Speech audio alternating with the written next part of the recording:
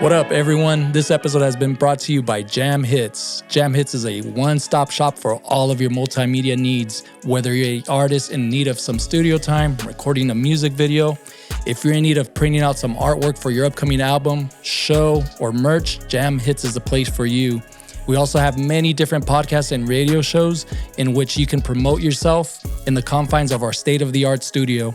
I guarantee you, once again, Jamhitz is the place for you, so go give them a follow on Instagram. This is for all of my sneakerheads out there. I get all of my sneakers from one place, and that is Inland Empire Sneakers. Are you tired of paying those extra fees on certain websites? Are you tired of missing the beat on the latest drops? Are you tired of your shoe plug being outrageously overpriced? Well, if you answered yes to any of those questions, go give Inland Empire Sneakers a try. That's my primo, and let him know that Santi sent you. Once again, Inland Empire Sneakers on Instagram. Go give them a DM, go follow them, and for an extra discount, let them know your boy Santi sent you. Welcome to another episode of Santi's Section. Today, very special guest, Mahlleh. Hey. What up? How you doing? Good, bro. Thanks for having me, man. Nah, thank you. From the minute I met you or heard your music, I was like, damn, I gotta chop it up with her. Like, I have to. Thank you. Which one came first? You meet me or you heard my music? I heard your music. So it's a little bit of story time I want to share with you of my Mahlleh story. Okay, you know what I'm saying? My Mahlleh story, right? And I'm gonna be honest. So with me, the way it happened was I started recording the podcast here. Okay. With Jamhitz, right? Gotcha. I've already had a relationship with Two Souls. That's my homegirl. Oh, Shout out to Two Souls. Shout out Two Souls, all love. Yeah. And the way it happened was I work on Tuesdays. Sometimes I'll catch a Two Souls episode. Sometimes I will not, right? Oh, hard. And I remember recording the Valentine's Day episode with her here. It was her episode. I was co-hosting. It was my first day ever here. Okay. Oh, you were part of that. Yeah, I was part of that. Yeah, I was part of that. And I remember like off camera, we were talking about artists that we knew. And I brought up Destruct, right? Yeah, Destruct. I brought up Destruct. Shout out to Destruct. And she tells me, oh, that's a trip. My homegirl Mahlleh is gonna perform at his album release party. Yeah. Right? In Long Beach. Yeah, in Long Beach. I was like, oh damn, that's crazy. All right. That's the first time I heard of your name. Oh, hard. And then after that, like I said, I work on Tuesday, so sometimes I don't catch the Triple Shot Tuesday. Yeah. And Mahlleh,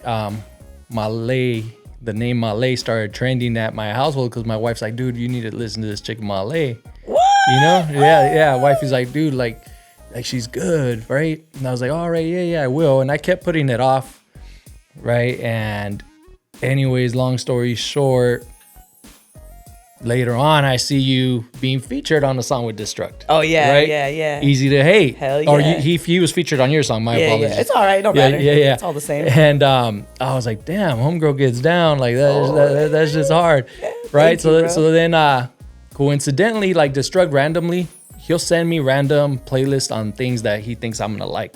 Oh, hard. Like he'll do that. He's a playlist guru. He's just like he guru. fucking loves. He's on his shit. Yeah. Man. So he'll send me like the Smiths. You know, he sent me a playlist of Royce 5'9". He sent me playlists of like random artists that he knows I'm into. But randomly, he sent me your playlist. Oh, the Mahlleh-ish. Yeah. Mahlleh-ish playlist. Go check it out. Yeah, Spotify. Yeah. And I was like, damn.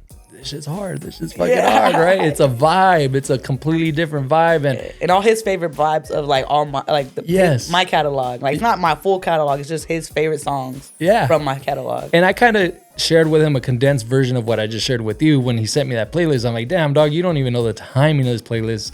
I sent, and wifey and I would listen to it, and wifey's like, yeah, this shit's hard. And then he tells me, well, hey, he's like, she's gonna be at my 1 year anniversary show of The Fix. Norwalk, yeah. And I was like, all right, I already had, I'm not gonna lie to you, another commitment through Jamhitz that day. No way. Yeah. Oh my God. I had another commitment in which like I wasn't fully committed. I didn't like tell him, yeah, I'm going, but I told him, okay, dog, I'm gonna try to go. Yeah. Then wifey's hitting me up like, dude, we gotta go see Mahlleh. Like, come on, let's go. And no wifey and I, it's very far and few in between the amount of times that we have a date night because our family lives like an hour and a half away.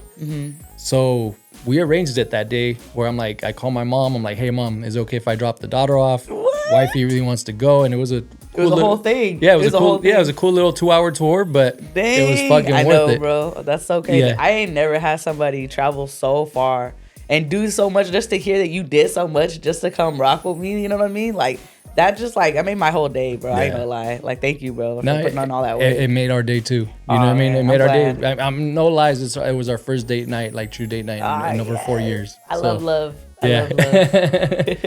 So that's my Mahlleh story, and here we are now. Thank you, know bro. What I'm saying? That's big love, man. I'm happy you had a good time, bro. That show was lit, bro. It was. Honestly like that whole Jamworks setup, man, I was not expecting that in a backyard. I was like, yo, bro, this is a whole festival. Yeah, it is. It's a whole festival. And it was the first time that I took my wife to a event where it's more like my cup of tea.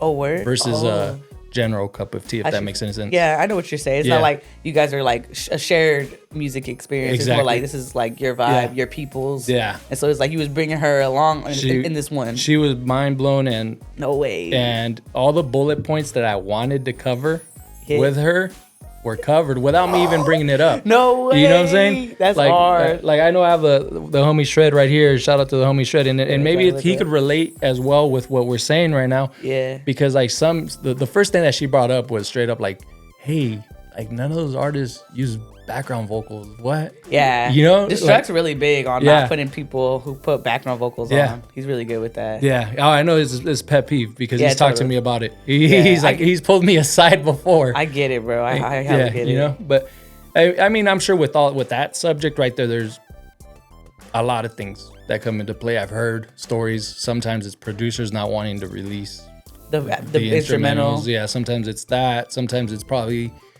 the talent that's not really there on the song. Either or, it's all preference or whatever. Yeah, but I understand. So it was my that shit blew my mind. It blew my mind that she captured that. You know, because I didn't tell her like, hey, listen to this, or you know. Nah, she already could tell. She could already tell. She's already on that level, bro. That's hard. That's why she was telling you like, hey, listen to Mahlleh. yeah, because you're a vibe. Mahlleh's a vibe. You. I was just playing your music to the homies right here, and you're definitely a vibe. You are you're a musical genius. Aw, thank you. You are. That's so nice. I mean, for those of you that don't know, she was also a guitarist, a percussionist. Yes. You know what I'm saying? And like your voice, it stands out. I know there's influences there from Lauryn Hill and Erykah Badu, but but I'm gonna turn it up a notch a little bit, which I love Lauryn Hill and Erykah Badu. Yeah. Go ahead. But I'm gonna say, no lies, like to me, you're more of a hip hop version of Freddie Mercury. Oh, I love that. I love Freddie Mercury. I grew up listening to Queens. Because listening to your music, like Rose Petals, Limpieza, you can hear it. I could hear the fucking Bohemian Rhapsody fucking influence. You hear that chorus, the way I stack up. Yeah, I'm big on that, bro. You are? Like most of my like favorite songs, a lot of my music, I'm doing layers, bro. I love stacking up. Yeah. It's just something about it, you know. Like you said, Bohemian Rhapsody, like when you get that full surround effect and like it just like swallows you, bro. It does. I love that feeling. I like being swallowed. Who doesn't, right? Oh shit! But so with that being said, it's safe to say that that's one of your influences then. Totally. Oh, damn, hell I didn't know that. Yeah, totally. I mean, I didn't. I used to, even on the guitar, like if you listen to me, like I play their stuff all the time, like on guitar, like just because like the guitarist is like phenomenal. Like the whole band is phenomenal. Yeah. So like their whole compositions, when they're transitions from one type of riff to another, the time signatures that they're on, they switch things up a lot. It's not just like, just one type of rhythm throughout the whole song. They'll have a lot of pauses. They have a lot of crescendos. It's like it's very theatrical. He was a theater kid. Yeah. I was a theater kid. Oh shit. So like, you know, like it's just all that vibe of just like theatrics. Yeah. I'm into theatrics. I love that stuff.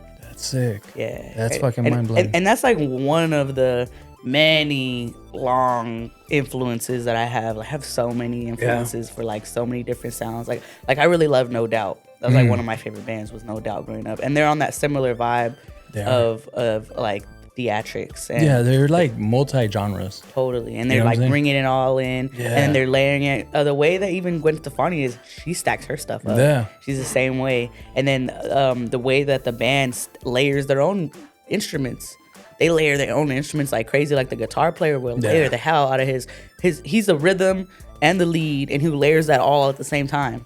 That he's the one who does it all, and then they'll have like a second guitarist come in and play with them. Yeah. But he's in charge. And same thing with the bass player. Like the bass player layers his stuff with like different pedals. Like this dude goes in. Like they're like jazz. They were like jazz kids. You know, that's what I was into. Like I was into like I was a band kid. You know, in school and stuff like that. So playing with the band, you have layers on top of layers. You know, you have different sections going at the same time. So it's like that's what I like bringing to my music, is like that big band vibe. Yeah. You know what I mean? And I hear it. Thank you. Yeah, I hear it. Glad. So you started with bands. Yeah, that's how I got my foot in the door. That's how you got a foot in the door. I did read that.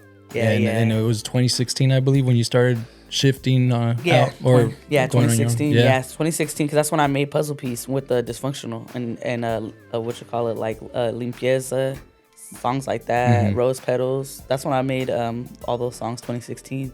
Wow. So I was like, what, 23, something like that? Yeah. 22. So you make those songs that are timeless. Thank you know that? Oh, that's the goal, bro. Yeah. That's what I really want. Like, anytime I'm working with everybody around me, like, that's the goal. Like, timeless stuff. Yeah, classics. it sounds like new sounds. Like, I never would have thought that the music I was playing for the boys before you got here is 8 years old. No, yeah, no, it's you know super old. It's all, it's like, it's old. That's and then a lot, some of it's too, like Dysfunctional, I wrote that 2 years prior. Mm-hmm. I had it in the bag before 2016. And so, like, and there's a lot of songs that I'm bringing out now, like, that I wrote when I was like in middle school, and I'm like reproducing it. Wow. Because I was in bands growing up so much that I focused on other people's music, so I would never record my own stuff. So now that I'm like really making sure I'm focusing on me and not trying to really be with other bands and focus on what they're doing, I'm bringing all my old music back and revamping it, you know, but it's all pre-written and it's all like songwritten, like for many years. And on Rose Petals, is that you playing the? That's my boy playing the uke, but I can play that. I play it live on the ukulele. It's like, it's not hard. Wow. But he made that riff. No, it was him. But that's how I am. I have a lot of homies who play, and we'll just like jam, bro. Like I actually jam with my friends. Like, it's really like, that's like my pastime. I like getting in just like a regular room with a bunch of instruments, and we're all just jamming. That's sick. You know, that's like us drinking together. Yeah. Yeah, you feel me? Yeah. I wish I was drinking right now, but I can't. I'm recovering from an injury, so I'm just like that. But I gotta chill out. I wish I was playing, bro. Drinking and playing. Yeah, that's it. That's the vibe, bro. That's my life right there. So you're originally from San Jose? Yeah, born and raised. Yeah, I was born in downtown San Jose. Wow. Yeah, and then I grew up on the east side. I grew up on the south side too. I grew up all over San Jose and like parts of the Bay. Like, you know, I grew up in like Pittsburgh, like East Bay, the Central Valley of like Bay Area, which is not the Bay, it's like more the Valley. But I just kind of like moved around a lot. But I lived all over like San Jose, but mainly the East side. Yeah. And, you know, my dad was like mainly based in the East, and when I was like middle school, we ended up going to the East and stuff like that, like kind of staying there till like high school and stuff. But I was all over. Yeah. And I left San Jose when I was like older. I was like already like out of high school by the time I like got out. You know what I mean? Mm-hmm. But I was there for a long time. That's crazy. Most of my life. And you still stay out there? I stay out there right now because of my grandma, but I spend a lot of time with my family, like in Tracy and stuff. Like, oh, okay. Yeah, so like I kind of move around, and like my girl lives out here. Yeah. Sometimes I'll come out here for like a weekend or like a day or two. She goes out there, you know, or I come out here to work, like do this. I'm out here for the past 4 days. Yeah. So like, you know, I do that a lot when I'm traveling. You know, I go on tour. So even though I'm out there, like I'm not out there as like all the time. Like I move around a lot. Like I'm never not moving. You know what I mean? I don't really chill. I wish I could chill more, but it's addicting though, isn't it? It is. I get an itch to move. I'm just like, yo, bro, I want to do stuff. I got family and friends all over the country, so it's just like everybody wants me to come see them, and I do want to come see them too. I want to go do shows in different places. I just, you know, want to turn up. You know, I got kids. Yeah, no, that's good. I still got some life in me. You know what I mean? Gotta go. Yeah, you just brought out so much that I want to ask you right now from everything you just discussed. Oh yeah, go for it, man. Yeah, dig into it. So I'm an older head. You know, I mean, I remember growing up, and I grew up on one side of town. Wifey grew up on another side of town. And to me, that was a long distance relationship. Yeah, it can be. Yeah, we would have to take a 3-hour bus ride to meet each other. That's hard. You know what I'm saying? I vibe with that. Yeah. So, I mean, that's back then. No social media. Mom and dad using the phone. No cell phones. None of that. Yeah, you gotta call ahead of time. Hope that they're still there by the time you get there. Yeah. Pagers going off, 911. And so I got to go to a payphone because mom and pops are talking to grandma or whatever. You know what I'm saying? So to me, that was a long distance relationship. You're talking about an 8-hour long distance relationship, if I'm not mistaken? Yeah, it is. How do you handle that? It's all good. I feel like talking all the time, like always on my phone. You know what I'm saying? That helps. It's like, it's not like we don't got a phone and like FaceTime and stuff like that. It makes it easy. Exactly. I feel like it's not. Fucking kids are lucky. Yeah, as I'm saying, it's easy. And then too, like I said, like because I do music full time, sometimes I have more of like the ability to come out here and stay for a couple weeks and stay busy doing work while I'm out here, find work while I'm out here, and then vice versa. She'll come out there, take some time off, and it's like we don't have kids, so it's like we really don't have obligations to where we have to like really be forced to go anywhere else. You know, like you know we travel together. I had her come on tour with me. You know what I'm saying? That's cool. You know, it's stuff like that. I mean, when we're not kids, bro, I'm 30 years old. Like we're not like, you know, like we do get busy. You know, we do like. It's still life, because even if like, what if I was staying out here and I was staying like in South Central and she's in the Valley? That's still a long distance relationship. Yeah, it is. I probably still see her just as much as I see her now. That makes sense. You know, so it's like that's just how it is. You know, ain't nothing to it really. Like no, it's not. But when you vibe with somebody, you make it work. Yeah, of course. And I think it's like you said, it's easier to do it now than it was back in the days. You know what I'm saying? Completely, bro. Yeah. Completely. I would have to wait for a picture to come in the mail back in the days. Yeah, you feel me? And like real talk too. Like I've had a lot of like kind of long distance stuff because being a musician, that happens to me a lot where I'm just like touring or I'm like really like trying to make a name for myself in a certain city. So I'm staying there for like a month. You know what I mean? So it's like I've had that experience already where it's like I'm kind of used to long distance stuff, and at this point I think that's kind of like the vibe. You know, with musicians, you're gonna have to do long distance stuff. Of course, yeah, of course. Comes with the territory. It does. And what I was gonna ask you as well, with your touring and all of that, I did read that you just went on a national tour. Yeah. How? And there's plans of going in on an international tour. Yeah, I'm trying to go to like Europe. I really want to go to Australia, to be honest. Yeah. I got people out there who's like constantly hitting me up, be like, "Yo, bro, come out here. When you do, I got you." Yeah. And I got people out there that I knew from like my city who moved out there, and so I did music with them. So it's like might as well. So and I got people in the UK like who just like follow me and like the vibe. Like you know when you look at your stats, you look at your stats, and a lot of people from the UK listen to my music because I got a lot of like club EDM remix music. Yeah. So people vibe with that. So like I'm just like, hey, if I go out there with like my homie and a DJ, you know, doesn't that feel good? Like knowing that you're touching people all around the world. It really does. Like I think like it feels good to know I could go somewhere and have the possibility of like feeling at home somewhere that I've never been. I think that's like a big. I think I love that. I love feeling like I'm at home somewhere that I've never been. Nah, you're that person though that I feel like you're at home anywhere. I usually am. Yeah. You know what I'm saying? But when people make you feel at home, like I'll come here and like I feel like I'm down like this. I live here and shit. Yeah. But I do that. I can do that at a bus stop. I can do that anywhere. Like I'm such a nomad in that way. Yeah. But it's different when it's like I'm coming in and making that, and then when some people are like, nah, come in here and be at home. Yeah. The hospitality, like not every place is known for that. So when you can meet people who are just like, yo, let me show you around. I had people do that to me yesterday. They were like, yo, bro, like, I can't even think of his name right now. I feel so bad. I just met him for the first time, that's why. Oh, okay. But I did a podcast with him. Destruct was on his podcast too. Coronado. Coronado, yeah. So he was hard, bro. Like, he was fucking dope. Like, fucking awesome feeling. Yeah. Showed me the most hospitality and showed me around. We had some drinks. We were going around Whittier. And I was like, yo, bro, this is lit, bro. Like, I was, I don't even drink, and I was drinking. I was like, I got to experience this because I ain't never experienced this type of vibe in SoCal before. Like, I've been to other states and stuff, and I experienced that, but never here. So I was like, nah, bro, show me around. We're turning up. Like, I want to feel the vibes. And he was just dope, bro. Like, big shout out to him, man. Like, he's awesome, dude. You're making me jealous because I can't drink. Nah, it's all right. Hey, it'll come, bro. Yeah, it'll come. I'm sure this is the first. I mean, not. This is one of the many occasions in which we're gonna hang out. Oh hell yeah, you know bro! We'll turn up. We'll turn up, bro. We'll have a good time. Like wifey's always asking about you, so. Oh, she's the sweetest, bro. She's so awesome, man. Yeah, she is. I'm lucky. Yeah. It's good you know that, man. No, yeah, it's. But a reply to what you were just saying, I think it has. Yeah, I'm sure the hospitality and all of that has to do with the individuals that you're surrounded with. Totally. But no disrespect to them, no disrespect to myself. Like you have that though, to where you make people want to invite them into their life. I'm keeping for real. I love that. It's the truth. Thank you, bro. You have that inviting personality. Oh, thank you, bro. I feel like I've put enough work in myself to try to make sure that people feel good with me like that. Because I want that in return. Like I really want that.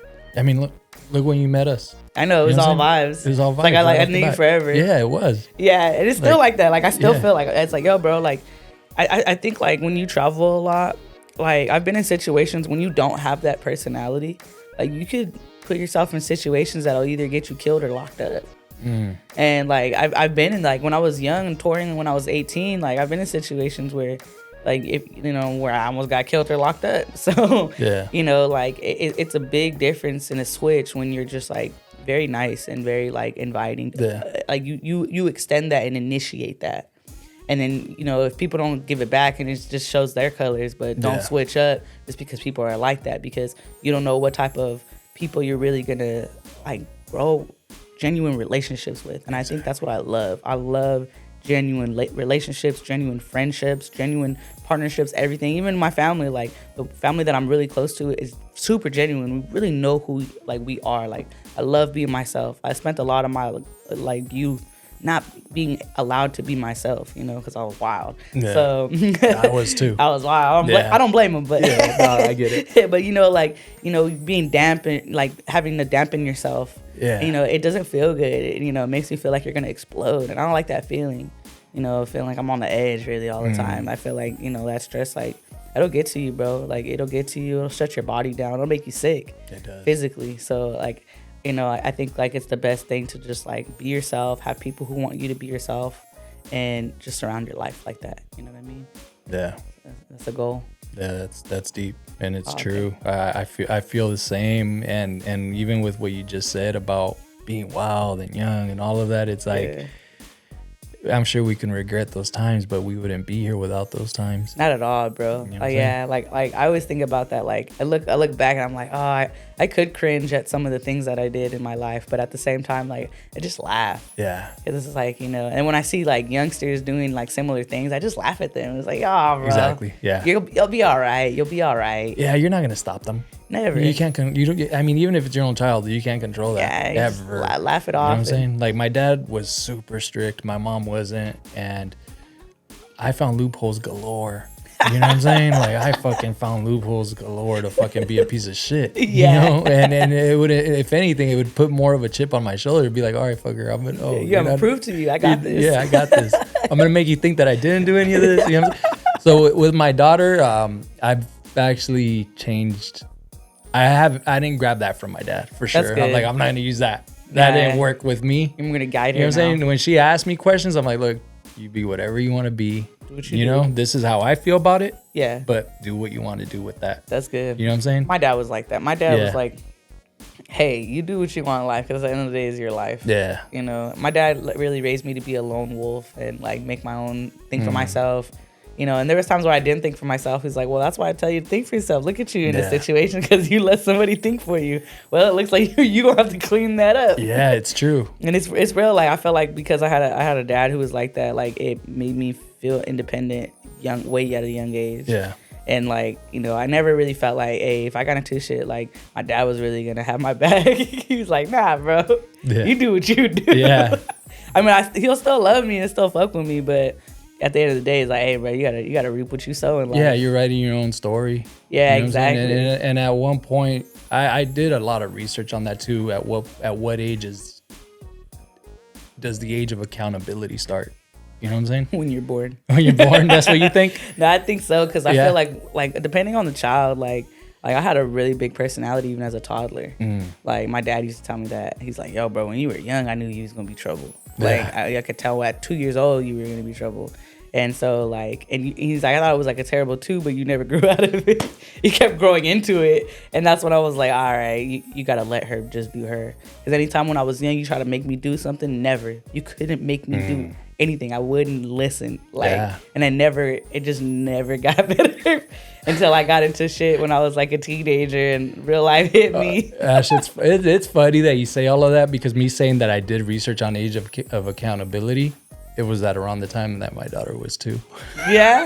Yeah. like, Because people around me are like, oh, terrible 2s, don't worry about it. Terrible, I mean, she turned 3, 4, 5, and I'm like, what the fuck? This is worse than the terrible 2s. I think this is who she is, bro. Yeah, this is who she is. Yeah. I think it's different with girls too. Like, you know, like, I know some boys, they get it and then they start growing out of it because, like, I feel like there's maybe more outlets and maybe the world kind of like is more like, like, you know, let them do what they do. You know what I'm saying? But with girls, like, there's certain things we really can't do because it's too dangerous for us. It is. So it's like, you know, even for boys, it's dangerous too. But I was like, you know, nah. So you're an only child? I grew up an only child, but I have siblings. My mom has kids. I'm my dad's only child. Oh, okay. So I have like older siblings, but the second youngest is like 12 years older than me. Oh, wow. So like my mom was like 40 when I was born, and she already had kids. Yeah. Like she had had kids. Like my brothers were adults by the time I was born, and they had kids already and stuff. So I was just like, you know. So you grew up just with your dad? I grew up I grew up with my mom, really. My dad actually really wasn't around like that. Okay. But like he was around. Yeah. He was just like, you know, my parents were like 16 years apart. So my mom was 40 and my dad was like 22. Oh, okay. And so like he was still getting his shit together. You know, he still wanted to fucking barbecue with the homies in the park. You know what I'm saying? He still wanted to fucking fuck around, you know, catch DUIs and go to jail. Like, he was young, so, you know, I don't blame him for, like, not knowing what being around really was. You know, like, and by the time he got it, I was already, like, in, like, high school. And, you know, like, at that point, I had already had a chip on my shoulder about him. I was like, yo, bro, where were you? And he was like, well, fucking had my thumb on my ass. My bad. Yeah.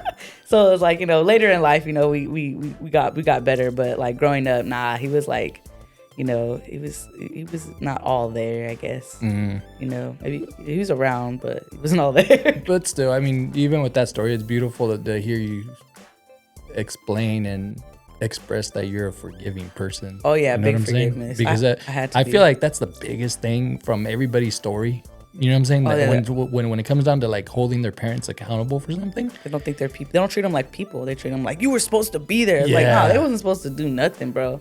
They were just supposed to have you. This could have been like the wild where, like, you know, when deers have their babies and then they dip out when the freaking lion comes. When antelopes come, they're like, oh, the mom just birthed the baby and she's like, oh, I'm out. The lion's about to eat us.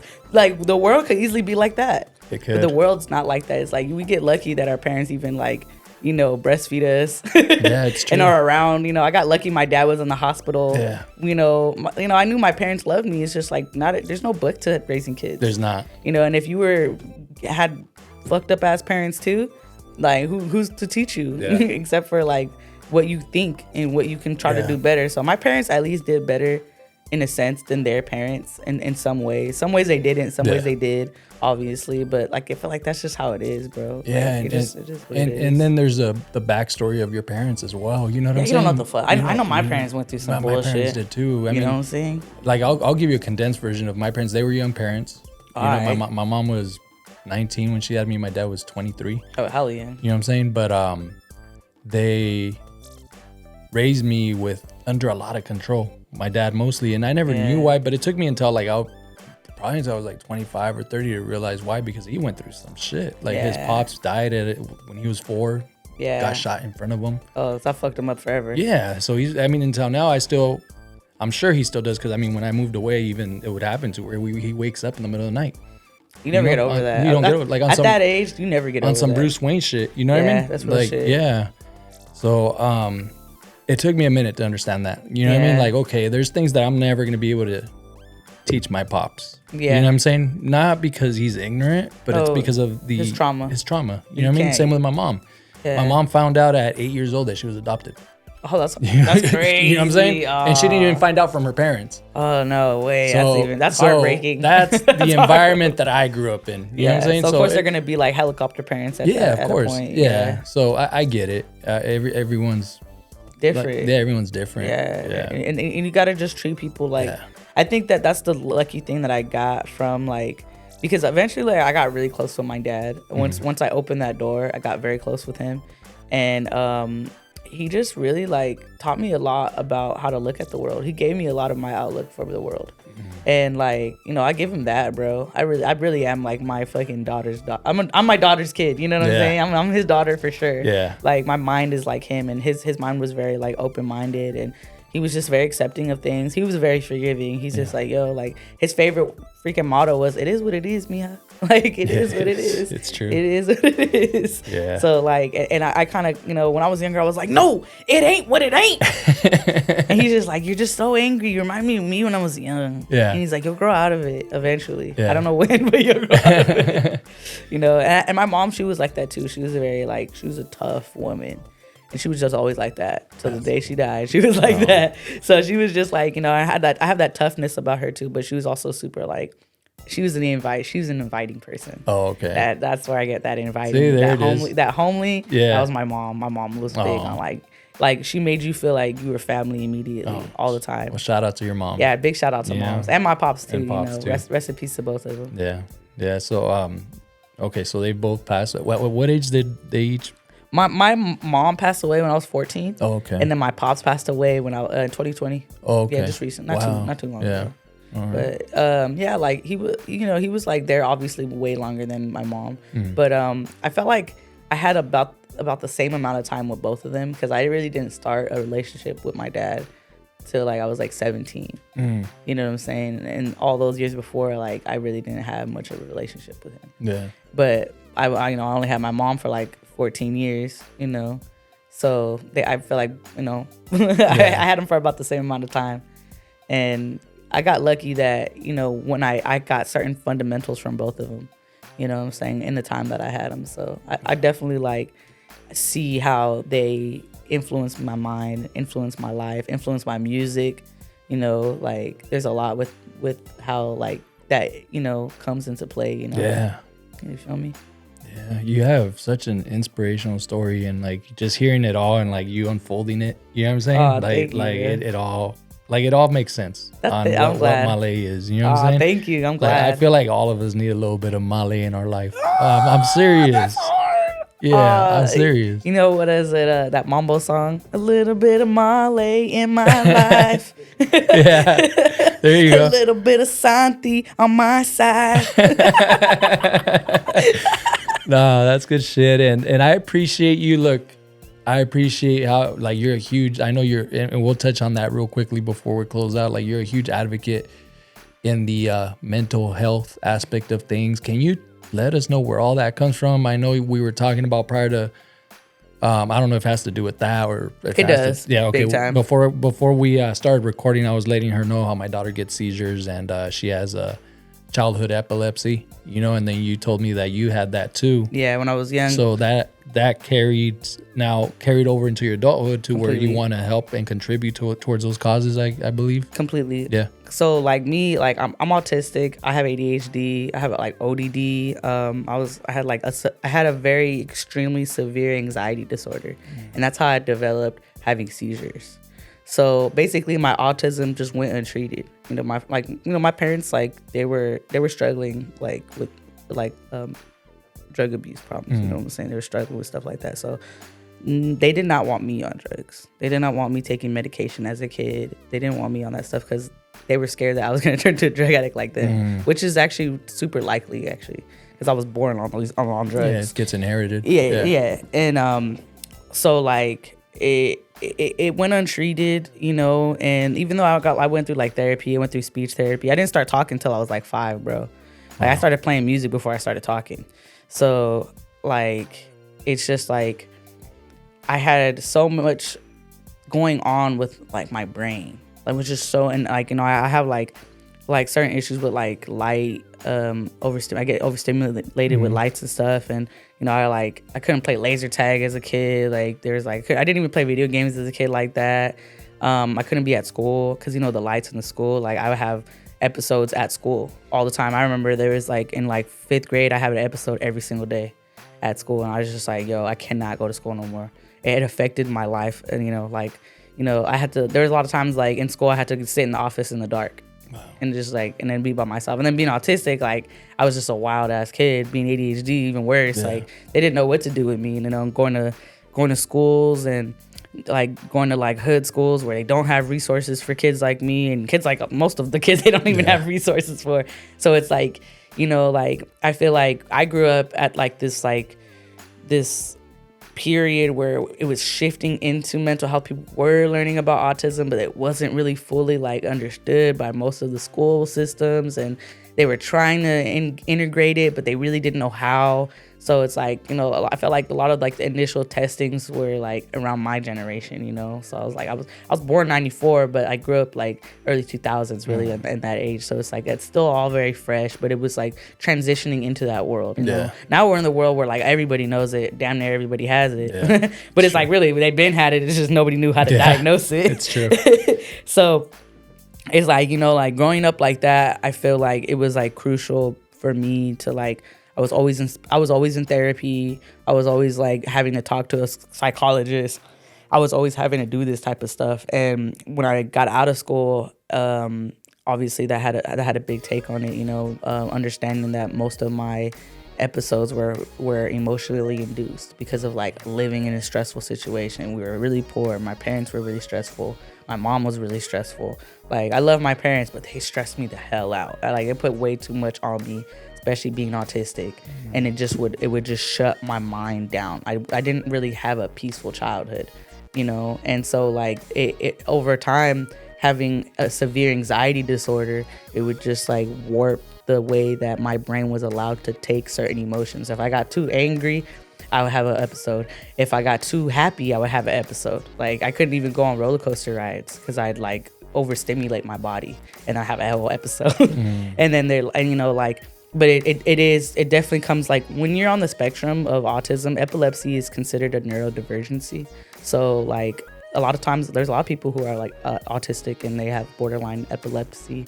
It's just part of being neurodivergent. It's because autism is a neurological disorder. It's not just like a mental disorder like bipolar disorder. That's mental. You could develop bipolar disorder. You could develop schizophrenia from your environment. You can't develop autism. You're born with it. That's not something I couldn't never. Since I was a baby, I was autistic. You know what I'm saying? So, and the same thing with like seizures. It's like a gene in you. Yeah. It's like a matter of when it comes out. Like it's like people who have leukemia. You're born with that gene, and then it's remission until it comes out. Wow. So that's kind of what it is. Like autism's always out from the minute you're born. So, and a lot of times epilepsy too. That's why like you notice that with kids when they're young, and then sometimes you grow out of it, or what it is, you learn how to cope with it. You learn how to live your environment to where you don't put yourself in those positions to like trigger episodes. Yeah. And it's the same thing. Like I learned at a young age, once my mom died, my nervous system started shutting down. I was 14. I got shingles right after my mom died because my body was attacking itself. Like, because like I was just like so stressed out. Yeah, so my nervous system shot. And I'm like that too. Like I guess I've been a sick kid. I was always sick because my nervous system, I have like a really sensitive nervous system because of just how my brain is, you know what I'm saying? So I've always got to watch how my mental health is. I got to watch how I let my emotions take the best of me because my body will just start to shut down on itself because my emotions are super strong, for my body. So with that being said, like that has a big like deal to why I speak what I speak to people, because like I got like a cousin, she's like that too. Like she's epileptic and she hasn't had seizures for a long time, but I'm always telling her like, when you have seizures, and even though if they go dormant, like you got to live your life differently. You can't let nobody take your peace from you, because it's like your peace is your livelihood. When you start stressing out, you could die. Like, mental health can kill you. People die from mental health issues every freaking day. Whether it's like they're, medicating themselves, trying to suppress their feelings, or whether their body shuts down on them. You know, nervous breakdowns are a thing. 5150 is a thing. Yeah. Like, I got a lot of people in my family had that. Those things are like, they run in my family, like sensitive nervous like disorders and stuff like that. They run in my family. So knowing these things, understanding where it comes from, you know, and like just like being aware is going to help you save your life, to be honest, especially for people who deal with it on a severe and extreme level. Like, you can't even go to the store. You can't shop for yourself. You know what I'm saying? I know a lot of people. I was like that. Like, I couldn't even go outside. I remember when I was 10, I used to be scared the sun was going to blow up. And I couldn't even go outside. Even though that's like somewhat of an irrational fear, but it's something rational. Like, it could happen and we would all die, but staying inside isn't going to save me. That's irrational thinking.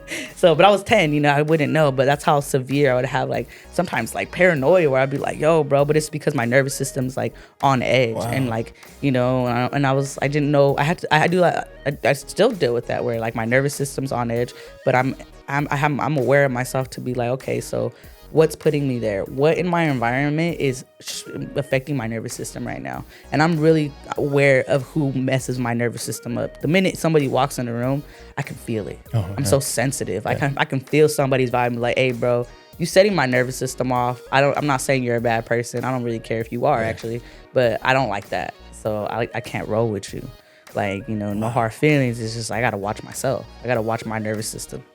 It's serious out here. Yeah. Now you just I'm gonna be a little lighthearted right now with your album cover of puzzle pieces. Now that's why you see my album cover. It's like balancing the fire. And I'm a fire sign, so that's the fire within me.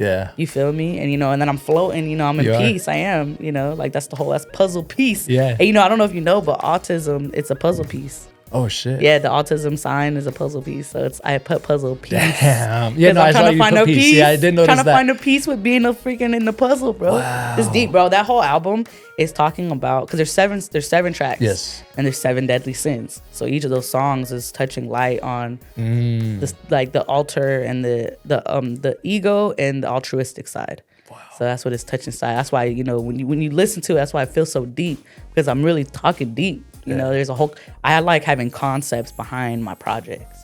Even my Show Love album was a conceptual project. Like, I talked about the 12 universal laws. Yes. So I'm into that stuff. Like, I do hear that in your lyrics. Yeah. Thank you. Yeah, bro. I do.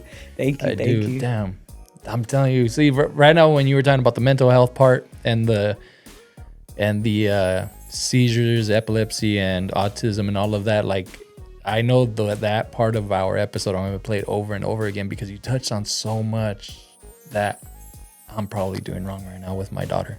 It's not wrong. It's not wrong, but I wasn't doing it right. And it's unfortunate because we live in an era right now where when it comes down to that, you hear it, you see it blasted on billboards, right? Everywhere, mental health matters, this, and that. But when it comes down to you needing it and going to a place with a neurological issue, dude, like, it takes months. It takes longer. Sometimes longer. I have to do my own research in order to know what's going on with her. You know what I'm saying? And totally. that fucking makes me lose my shit. It's another job. Yeah, it's on top of being a job of being a parent. No lies. When she first started getting seizures, I went 3 weeks without sleeping trying to find out what it was, because her appointment for a neurologist, since her seizures weren't severe, was 3 months out. Yeah. You know what I'm saying? Sounds about right. So I was like, fuck, what? And finally, like, on the 3rd week of me not sleeping, and like, I was only sleeping like 2 or 3 hours because I kept doing research. I'm like, mouth switch. I did all this. Finally, I found it. I found the diagnosis. I'm like, I woke up my wife, hey, this is what she has. And I found out it was benign Rolandic epilepsy. When I went to the neurologist, you're like, test her for this. Yeah, no, right off the bat, I showed him the video. And he's like, dude, I wish you were at one of the courses that I teach, because nobody would have diagnosed it the way you did. Yeah, well, you're her parent. You're gonna I'm her go fucking hard. parent, homie. You fucking put me on the waiting list for 3 months. How dare you? What the fuck do you think I'm gonna do? You know what I'm saying? Just sit here helpless. Yeah, but some people do, and that's the thing. Like, it is hard to get those services. We don't live in a country. We don't live in Sweden, like, where they're on it. Yeah, you know, and it's like, that's not Canada where it's free. Like, it's hard out here in the United States. And so, like, you do got to be studious. You got to be your own doctor, to be honest. It's weird because you can even offer the money these days, and they're like, nah, we're waiting for the approval of this or that. It's a system that's like it's a business. Yeah. It's not even, I wouldn't even call it a system. It's a business. Yeah. You know, they're trying to do stuff by the book, because at the end of the day, they're trying to make sure their practice ain't getting cracked down on, because at the end of the day, the higher ups, the people higher than them, they're not worried about really people like that. Mm-mm. They're worried about like, look, I gotta pay this rent. Rent just went up. Yeah. I gotta pay these. They about to audit us. They're worried about bills. They're not worried about people. And that's just because look where we live in. We live in that type of country, and it's just how. And it just, you know, you never heard of that saying where it's like, when in a business, if like the bottom people sucks, it's because it trickles down from the top. Yeah. So that's what we're dealing with. Oh yeah, it's trickling down from the very very top. They're all part of the same team. Exactly. Fucking so you know what I'm saying? Don't part 2. They'll come for us if we get deep. Yeah. So that's what I'm saying. Yeah. You feel me? So it's just like, that's why I speak on what I speak on, because like, you know, like here in the United States, sometimes music is the closest way to learn about things. Mm-hmm. You know, back then in the day, people used music to learn about the stars. Yeah. People used music to learn about how to do something. You know, like it was a way to remember. And that's kind of how I use music. Like I always thought like, damn, if I get old and I forget who I am, I'm going to use this music to remember myself.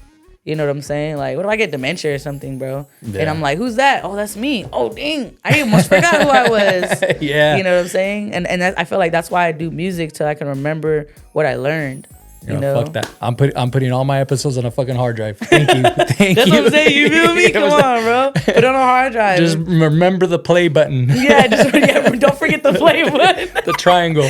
Triangle. This triangle is for something. Hey. Or you know what? I'll unwire a remote and connect it all to the play button. Every button. We're moving into a world of technology. You could connect a button in your brain. That shit's crazy. Yeah. And then you just look there in your mind and think about it. Yeah. Wow, Mahlleh. Well, there's definitely gonna be a part 2. Oh hell yeah, bro. You know what I'm saying? About that. Everything you just explained. I mean, I wanted to touch on your music, all of that, which we did. You know what I'm saying? But you opened up so much more. Oh, thanks, man. And just so you know, like I'm very emotionally attached to everything that you're doing. I appreciate everything that you're doing, and you know that. Thank you, bro. You know what I'm saying? I feel it. I can sense it. I feel it, yeah. So I appreciate you. And that being said, let's. What's like the best piece of advice you could give anyone right now? Best piece of advice I could give anybody is don't take nobody's advice. I'm just kidding. No, but like best advice that I could give you, like if you're doing music, bro, like make sure you love what you do. Like wholeheartedly. Like if you're gonna do it, really do it. Don't half-ass it. And if you're half-assing it, don't ever say you're doing this as a career. I'll slap you. Like you're a hobbyist. It's true. If you're not all in, you don't do it. You just it's just fun. And don't be ashamed to say that. It's all right. It's all right if it's just fun. Yeah. You know, music should be fun. If it's not fun, you know what I mean? Like you better be going hard, and I better hear some great stuff. 'Cause, you know, sometimes I don't have fun doing music. I'm just so driven.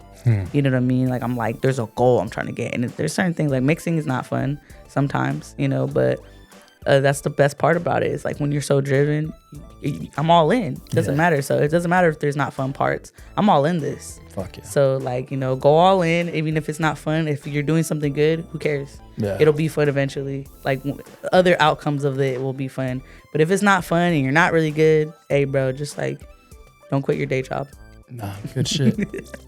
I appreciate you. Very inspirational. Let them know how they can find you. What's coming up. This will be released in about mid-June. All right, hard. Hell yeah. Yeah, so what's coming up is I'm dropping a song with Destruct. It's called ASAP, you know, with my producer, 6 West from Connecticut. You know, shout out to Steady Mobbin, the label that I'm under. You know, we're dropping it through Empire, so, you know, check it out on all platforms. You know, we just dropped Easy to Hate, so make sure y'all check that out earlier. And I'm also going to be dropping another track with Destruct and Deltron Black. It's called Bad Feeling. We're dropping that in like early July. So, you know, check that out. You know, it's a vibe, man. If you like, I don't know if y'all ever listened to The Dream back in the day, you know, so it's like, you know, vibes like that, like Fabulous. If you like those kind of vibes, that's what Bad Feelings kind of on. You know, obviously we're not touching about, like, we're not just talking about like some shallow things. We're still deep, but I'm talking about like the sound wise, like that's where it's gonna it's gonna take you and make you travel too. So I'm excited, man. You know? I'm excited for you. Don't Thank forget you. about us. And I ain't trying to. Nah, I can't. You know, like, I couldn't, bro. I couldn't. I'm just saying, like, you're definitely one of those where I'm like, damn, she's a lifer. Oh You know yeah, what I'm that's how saying? I You feel, are. bro. Yeah. I'm just, man, like when I fuck with people, bro, I fuck with people. That's just my game. That's my MO. crazy. You know what I'm saying? And I forgot to leave. I left something out from our story when I opened this up. So Destruct, it's a trip how it all played out, because I know I told you Two Souls Destruct. I used to be on another podcast. I've said this many times, but I'll share it with you because you don't know this. I used to be just on a group setting podcast, making friends with people. Yeah. With me and some friends, right? Yeah. One day I started following some artists from that Instagram account. Yeah. Destruct was the first artist to reach up, like, hey bro, let me get on the podcast. Oh, that hard. completely changed everything of what I was trying to do. Of what I was envisioning at the time. Oh, that's It hard. completely changed the vision That's hard. to where he was the first guest I ever had on that podcast. No way. Yeah, That's crazy. And then So that's when this started happening. Yeah, Your special now he guest. put you on a me. Yeah, and I've told him before, like, look, okay, of course, Two Souls Jam Hits got me here. I'm here on their platform. Yeah. But none of that would have ever happened. Like, everyone I've met, they branch out from Destruct. And it's crazy that, bro, even me too. It's crazy that, you know, you have that bro. link. When I first heard of you through Two Souls, right? Yeah. And I'm like, what the fuck? It's crazy. They're making music together. You guys are making you 3 would or 4 never know. tracks You together. were That's like, fucking crazy. it really tied everything in with you Yeah. once you're like, oh, and she knows this track. Like, that's wild. It's fucking crazy. That is and he crazy. fucking made a playlist, you know? Yeah, bro. It's a trip. Honestly, Yeah. like, I got nothing but love for that dude. He's like one of the most like pure-hearted dudes I ever worked with. Like, to be honest, like, I mean, he's a better person than me. I'll tell you that. Like, he's just like, his morals are on point, and you know, he's such a good positive vibe. You know what I mean? Like, Yeah, he's a hustler. And he's a hustler on top of it, bro. Like, that's even hard, bro. I'm a sucker for people that hustle. Yeah, You know what I'm saying? I am. Like even if they're talent, no, his talent's not. But I'm But talking about anybody. You're just talking about fucking hustle. generally. Yeah, generally. Yeah, I you're feel a fucking that. pizza delivery guy, and you're fucking hustling. Fuck, homie, let me get you on the podcast. My homie was a pizza delivery guy, and he was hustling. He would be counting his money while he was at the stoplight. Oh, serious? Yeah, it's true. It's hard, bro. Yeah, and I'm like that too, bro. Yeah. Like, you know, coming from where I came from, like, hey, bro, get your gizzy on, bro. Fuck yeah. I'm with it, bro. But all right, Mahlleh, hey, I appreciate you. I got you, bro. Hey, It's all much love. Serious. Yeah, same, all right? bro. All love. All right, and we'll do it again soon. Hell All yeah. right? We Thank out you. here. Thank you, everybody, for tuning in. Catch you on the next one. Peace.